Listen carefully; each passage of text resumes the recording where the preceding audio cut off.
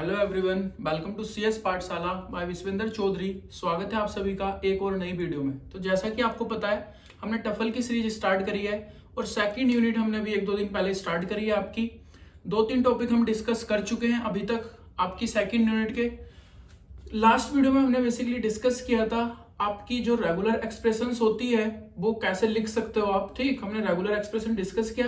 Then हमने कुछ question solve किए थे कि किसी पर्टिकुलर लैंग्वेज के कोरस्पॉन्डिंग आप रेगुलर एक्सप्रेशन कैसे लिख सकते हो।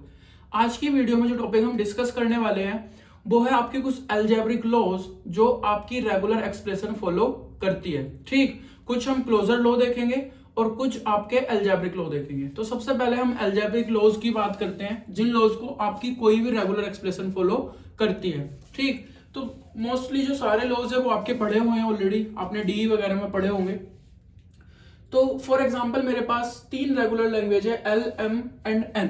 ठीक, तो उसके कोरस्पॉन्डिंग में डिफाइन कर रहा हूं आपके अलजेब्रिक लॉ। सबसे पहला लॉ है आपका कम्यूनिटेटिव लॉ। कम्यूनिटेटिव लॉ क्या कहता है कि अगर आपको दो रेगुलर लैंग्वेज का यूनियन करना है, ठीक, यूनियन करना है, तो उसमें उसका ऑर्डर मैटर नहीं करता।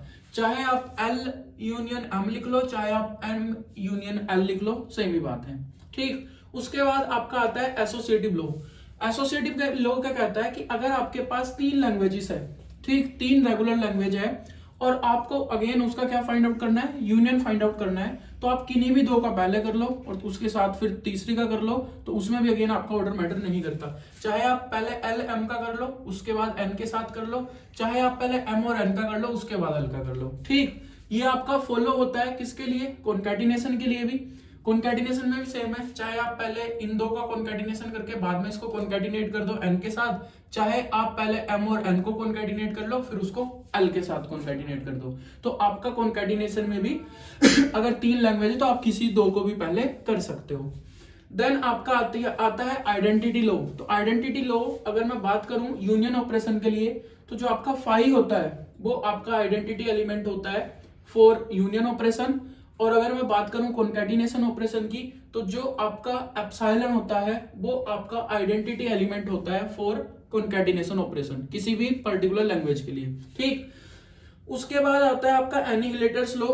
एनिहिलेटर्स लॉ क्या कहता है कि बेसिकली अगर आप कॉन्कैटिनेशन करते हो फाई का किसी भी रेगुलर लैंग्वेज के साथ, तो जो आपको आउटपुट मिलेगा वो क्या मिलेगा, फाई मिलेगा। ठीक, देन आता है आपका distributed law. Distributed law basically अगर आपका लिखा है एल एम प्लस एन, ठीक, तो जो आपका ये एल है ये आपका डिस्ट्रीब्यूट हो जाएगा एम प्लस एन के ऊपर। ठीक, तो बेसिकली ये क्या है, आपका डिस्ट्रीब्यूशन है कॉन्कैटिनेशन का ओवर यूनियन। तो ये हो जाएगा आपका L M plus L N. ठीक, ऑर्डर वही रहेगा। ये आपका बेसिकली लेफ्ट डिस्ट्रीब्यूशन है, ये आपका राइट डिस्ट्रीब्यूशन है। तो यहाँ पे आपका राइट साइड से डिस्ट्रीब्यूट हो जाएगा, ये पहले M then L plus N और एल। ठीक, तो यानी कि आपका यहाँ पे जो एल है आपका बेसिकली कॉन्कैटिनेशन है वो डिस्ट्रीब्यूट हो रहा है किसके ऊपर, यूनियन के ऊपर। ठीक, उसके बाद आपका आता है आइडेम्पोटेंट लॉ। ये क्या कहता है, अगर आप कोई भी दो रेगुलर लैंग्वेज लेते हो और उसका आप यूनियन करते हो कितनी भी टाइम्स, तो आपको वही सेम रेगुलर लैंग्वेज मिलेगी। ठीक, तो ये सारे लॉ मोस्टली लॉज आप पहले पढ़ चुके हो, आपको पता है। तो ये सारे लॉज आपके रेगुलर लैंग्वेज के लिए भी फॉलो होते हैं। ठीक, रेगुलर एक्सप्रेशन के लिए, सॉरी। उसके बाद आपके कुछ लॉज है जिसको मैं बोलता हूं क्लोजर लॉ। क्लोजर लॉ यानी कि जिसमें आपका स्टार इन्वॉल्व होता है, वो कुछ लॉज है वो भी आपको पता होने चाहिए। जैसे कि सबसे पहला लॉ है आपका कि अगर आप एप्सिलॉन का स्टार करते हो तो आपको एप्सिलॉन ही मिलेगा। ठीक, कैसे, फॉर एग्जाम्पल आप एप्सिलॉन का स्टार लिख रहे हो, इसका मतलब है एप्सिलॉन की पावर 0 प्लस एप्सिलॉन की पावर 1 प्लस एप्सिलॉन की पावर 2 एंड सो ऑन। यानी कि एप्सिलॉन से बनने वाली 0 लेंथ की स्ट्रिंग, ठीक, क्या होगी, एप्सिलॉन। एप्सिलॉन से बनने वाली 1 लेंथ की स्ट्रिंग क्या होगी, एप्सिलॉन। एप्सिलॉन से बनने वाली 2 लेंथ की string epsilon epsilon and so on. ठीक, और इसकी वैल्यू भी क्या होती है, एप्सिलॉन। और जब आप इसका यूनियन लोगे तो भी क्या आएगा, एप्सिलॉन। सिमिलरली अगर आप फाई का स्टार करते हो तब भी आपको एप्सिलॉन मिलता है। वो कैसे, फाई यानी कि एम्प्टी सेट, उसका आप स्टार कर रहे हो तो इसका मतलब हो गया एप्सिलॉन की पावर 0 प्लस एप्सिलॉन की पावर 1 प्लस एप्सिलॉन की पावर 2 प्लस एप्सिलॉन की पावर 3 एंड सो ऑन। इसका क्या मतलब है, एप्सिलॉन से बनने वाली जीरो लेंथ की स्ट्रिंग, और एप्सिलॉन से बनने वाली जीरो लेंथ की स्ट्रिंग क्या होती है, एप्सिलॉन प्लस वो सॉरी फाइव से बनने वाली जीरो लेंथ की स्ट्रिंग, तो जीरो लेंथ की एक ही स्ट्रिंग होती है, वो होती है एप्सिलॉन।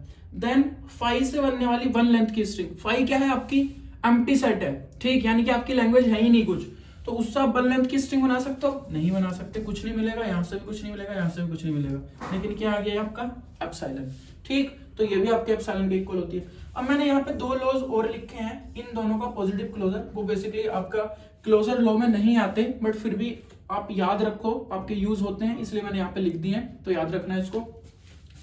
अगर आप एप्सिलॉन की पावर प्लस करते हो, आपने अभी देखा प्लस क्या पॉजिटिव क्लोजर अगर लोगे तो बस इसमें से ये रिमूव हो जाएगा, तो तब भी इस सब से आपको क्या मिलेगा, एप्सिलॉन मिलेगा, ठीक। अगर आप फाइव का पॉजिटिव क्लोजर लेते हो तो यहां से इसको रिमूव कर दो, तो अब क्या आपको कुछ मिलेगा, नहीं मिलेगा, तो यहाँ पे आपका फाइव आएगा, ठीक। उसके बाद आपका नेक्स्ट आता है कि अगर आपका एल स्टार है, आप उसका कितनी भी बार स्टार कर लो, आपका एल स्टार ही आएगा। इसको मैं कैसे प्रूव कर सकता हूं, for example L equal to है ए, ठीक। अब आप एल स्टार अगर कैलकुलेट करोगे तो यह आएगा आपका जीरो लेंथ की स्ट्रिंग यानी कि एप्सिलॉन, वन लेंथ की string A A A A A A A A A A and so on, ठीक। फिर से स्टार करना है आपको इसका, ठीक, यानी कि स्टार कर लो, दोनों का कॉन्केटिनेशन कर लो, तो ये भी आपका सेम आएगा, एप्सिलॉन ए ए ए ए ए ए।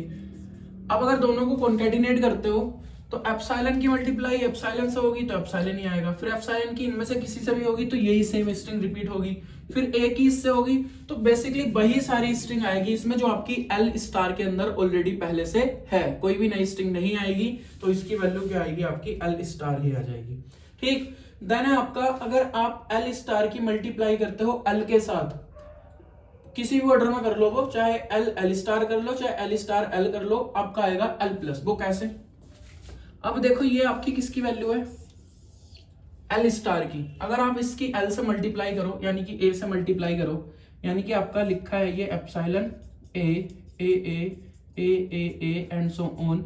अब आपकी लैंग्वेज क्या है, ए से इसकी मल्टीप्लाई जब कॉन्केटिनेट करोगे तो ये क्या हो जाएगा, epsilon A A A A A A A and so on, तो जो आपका एप्सिलॉन था वो गायब हो जाएगा, तो इसी वजह से किसके इक्वल आ जाएगा, पॉजिटिव क्लोजर के। ये किसके इक्वल होता है, पॉजिटिव क्लोजर के, ठीक। देन आपका नेक्स्ट आता है, अगर आप पॉजिटिव क्लोजर में किसी भी रेगुलर एक्सप्रेशन के पॉजिटिव क्लोजर में एप्सिलॉन ऐड कर दो तो उसका स्टार बन जाएगा, ये आपको बेसिक पता है, क्योंकि आपका पॉजिटिव क्लोजर में और स्टार क्लोजर में यही डिफरेंस होता है कि आपका स्टार क्लोजर के अंदर एप्सिलॉन होता है और आपका पॉजिटिव क्लोजर के अंदर एप्सिलॉन नहीं होता, यानी कि एम्प्टी स्ट्रिंग नहीं आती, ठीक। फिर उसके बाद जो लो है इन दोनों का कॉम्बिनेशन है, देखो हमने अभी पढ़ा, अगर आप इसकी और इसकी मल्टीप्लाई करते हो, ठीक, यही सेम चीज लिखी है, तो आपको यहां से क्या मिलेगा, एल प्लस, और उसमें अगर आप एप्सिलॉन ऐड कर दोगे तो क्या मिल जाएगा, एल स्टार, ठीक। देन आपके दो और लॉज है, ये क्या है, एल एम का होल स्टार और एल, क्या लिखा है ये, एल एम का होल स्टार और एल, ये आपका इक्वल होता है। अब देखो इसमें यहां भी एल है और यहां भी एल है, ठीक। अब चाहे आप इस एल का होल स्टार कर लो, चाहे इस एल का होल स्टार कर लो, बात आपकी सेम है, तो आप इस एल को बाहर लिख के एम पे तो स्टार तब भी है ही, और इस वाले एल के साथ भी लिख सकते हो, तब भी आपका वो इक्विवेलेंट होगा। और सबसे लास्ट की आती है आपकी एल प्लस एम का होल स्टार आपका इक्वल होता है, ये जो स्टार है ये अंदर डिस्ट्रीब्यूट हो जाएगा, तो एल का स्टार और यूनियन की जगह आपका आ जाएगा कॉन्केटिनेशन और एम का स्टार, ठीक। तो ये कुछ लॉज है सारे, ये आपके अलजेब्रिक लॉज हो गए और ये आपके क्लोजर लॉज हो गए, जो आपकी कोई भी रेगुलर एक्सप्रेशन फॉलो करती है, ये आपको पता होने चाहिए। आपकी यूनिवर्सिटी एग्जाम में क्वेश्चंस कम पूछे जाते हैं इसके, लेकिन अगर आप कोई भी कॉम्पिटिटिव एग्जाम देखते हो तो उसमें आपका इससे रिलेटेड क्वेश्चन जरूर आता है। मैंने आपके दो क्वेश्चन लिखे हुए हैं, हम इनको सोल्व करने की ट्राई करते हैं, ठीक। इस तरीके के क्वेश्चन आपके कॉम्पिटिटिव एग्जाम में आते हैं, चाहे आप कोई भी कॉम्पिटिटिव एग्जाम दो। तो मैंने दो क्वेश्चन लिखे हैं, उनको करने की कोशिश करते हैं कि कैसे आपका अप्लाई होते हैं ये लॉज। सबसे पहले आपकी एक रेगुलर एक्सप्रेशन दे रखी है, एप्सिलॉन प्लस ए 1 स्टार 0 1 1 का होल स्टार 1 स्टार 0 1 1 का स्टार का होल स्टार, और ये आपको इसके इक्विवेलेंट प्रूफ करनी है, ठीक। तो मैं देखता हूँ, सारे लॉज आपके सामने हैं, अभी आपके याद नहीं होंगे तो आप देख के मेरे को बता सकते हो क्या कहीं आपको कुछ ऐसा दिख रहा है। आप देखो इन दोनों में इस मेरे को ये सॉल्व करनी है, तो इस कंप्लीट के अंदर आपको कहीं कुछ सिमिलैरिटी दिख रही है। ठीक, अगर मैं ध्यान से देखूं तो जो मेरा ये है वही सेम आपका यहाँ पे लिखा हुआ है। ठीक, सेम लिखा है ना, बस यहाँ पे एक स्टार हो रहा है। तो अगर मैं इसको L मानूं और इसको, ये क्या हो जाएगा आपका L स्टार। तो ये बेसिकली कुछ ऐसे लिखा है epsilon plus L L star. और मुझे पता है L स्टार क्या होता है, L प्लस होता है, और L प्लस एप्सिलॉन क्या होता है, L स्टार होता है। तो बेसिकली आपकी L की वैल्यू क्या थी, 1 का स्टार, 0 1 1 का स्टार, यही तो आपका L था, इसी को तो आपने L माना था, और इसका आ गया आपका होल स्टार। ये आपका आंसर आ गया। ठीक, अब फिर से देखो क्या इसमें कुछ कॉमन दिख रहा है अब कॉमन नहीं है, लेकिन अगर मैं इसको L मान लूं और इसको M मान लूं तो ये क्या लिखा है, L स्टार M स्टार का होल स्टार। ऐसा कहीं दिख रहा है आपको, ये लिखा हुआ दिख रहा है मेरे को। ये किसके इक्वल होता है, M प्लस M का होल स्टार। तो ये इक्वल हो जाएगा L प्लस M का होल स्टार। और मैंने L के लिया था 1 प्लस M के लिया था 0 1 1 और इसका होल स्टार। तो यही मेरे को प्रूफ करना था, वही आ गया आपका। ठीक, तो बेसिकली आपको इसमें थोड़ा सा देखना पड़ेगा कि आपका क्या चीज कॉमन आ रही है, कुछ कॉमन है या नहीं है। कॉमन है तो मैं उसको कैसे लिख सकता हूँ, कौन सा आपका लॉ अप्लाई कर सकता हूँ। ठीक, तो इस तरीके के क्वेश्चन आपसे कॉम्पिटिटिव एग्जाम में पूछे जाते हैं। आपको ये लॉज पता होने चाहिए, सिंपल से हैं, ये बिल्कुल सिंपल है, ये आपको पता ही है, ये भी पता है आपको, ये भी पता है। अगर मैं एप्सिलॉन ऐड कर दूंगा तो बन जाएगा। लास्ट वाले 2 कॉमन है, ये भी आपने पहले पढ़ रखा है, ये सारे आपने ऑलरेडी पढ़ रखे हैं। बस इसे रेगुलर एक्सप्रेशन की टर्म्स में आपको एक बार देखना है। ठीक, एक क्वेश्चन हो रहा है, इसको और करने की ट्राई करता हूं मैं। बेसिकली आपको रेगुलर एक्सप्रेशन दे रखी है, आपको इसकी इक्विवेलेंट प्रूफ करनी है। ठीक, तो मैं ये वाला पार्ट लेके चलता हूं। अब इस वाले पार्ट में आप देखो कुछ कॉमन दिख रहा है। हाँ, मेरे को कॉमन दिख रहा है, आपका जो ये है और ये है वो दोनों इक्वल है। ठीक, तो अगर मैं इसको कॉमन ले लूं 1 प्लस 0 0 स्टार और 1, तो यहां से क्या बचेगा, एप्सिलॉन। ये हमेशा ध्यान रखना, जब भी आप कोई रेगुलर एक्सप्रेशन कॉमन लोगे वहां पे 1 नहीं बचेगा, वहां पे हमेशा एप्सिलॉन बचेगा। ठीक, क्योंकि मैं इसको ऐसे लिख सकता हूं, किसी भी रेगुलर एक्सप्रेशन के साथ मैं एप्सिलॉन लगा सकता हूं और वो उसी के इक्वल होगी, ये लिखा हुआ। ठीक एप्सिलॉन, और यहां से क्या बचेगा आपका 0 प्लस 1 0 का स्टार 1 का होल स्टार, और ये हो गया 0 प्लस 1 0 स्टार 1। ठीक, यही बचेगा। अब आप देखो ये और ये बिल्कुल सेम है, तो ये कुछ ऐसे लिखा हुआ है। अगर मैं इसको L मान लूं तो ये ऐसे लिखा है epsilon plus L star L। ठीक, क्या लिखा है ये, epsilon plus L star L। और इसकी वैल्यू मुझे पता है, epsilon plus L star L की वैल्यू क्या होती है, L का स्टार। तो बेसिकली आ जाएगा 1 0 0 का स्टार 1, और ये आ जाएगा L का स्टार, यानी कि ये जो L है आपका 0 प्लस 1 0 स्टार 1 इसका स्टार। ठीक, अब अगर आप आंसर में देखो, ये मुझे इसके इक्विवेलेंट प्रूफ करना है, तो 0 प्लस 1 0 स्टार 1 स्टार, मेरी एक टर्म ऑलरेडी आ चुकी है इसमें। अगर मैं देखूं तो ये वाली चीज मेरे को ऑलरेडी मिल गई। अब जो मेरा फर्स्ट वाला पार्ट है उससे मुझे क्या बनाना है, 0 स्टार 1।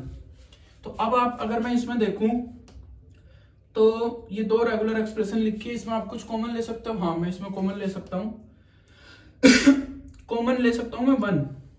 ठीक, तो अगर मैं 1 कॉमन लेता हूं, यहां बचेगा एप्सिलॉन प्लस 0 0 का स्टार, और ये आ गया आपका 1। मैंने इसमें से 1 कॉमन ले लिया, तो 1 जब चला गया तो एप्सिलॉन बचा, और यहां से 1 चला गया तो 0 0 का स्टार बचा। ठीक, और ये आपकी एज इट इज आ जाएगी 1 0 स्टार 1।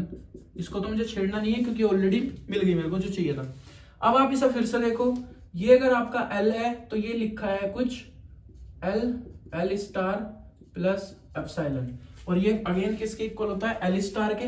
तो एल मैंने किसको माना है, 0 को, तो ये हो गया आपका 0 का स्टार 1, 0 प्लस 1, 0 का स्टार 1 स्टार, और यही मेरे को प्रूफ करना था।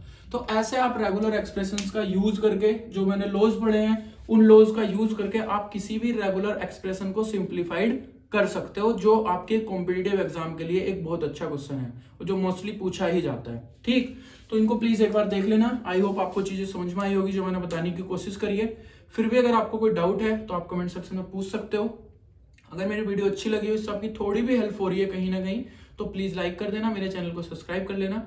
मिलते हैं नेक्स्ट वीडियो में नए टॉपिक के साथ, तब तक अपना ध्यान रखो, बाय बाय।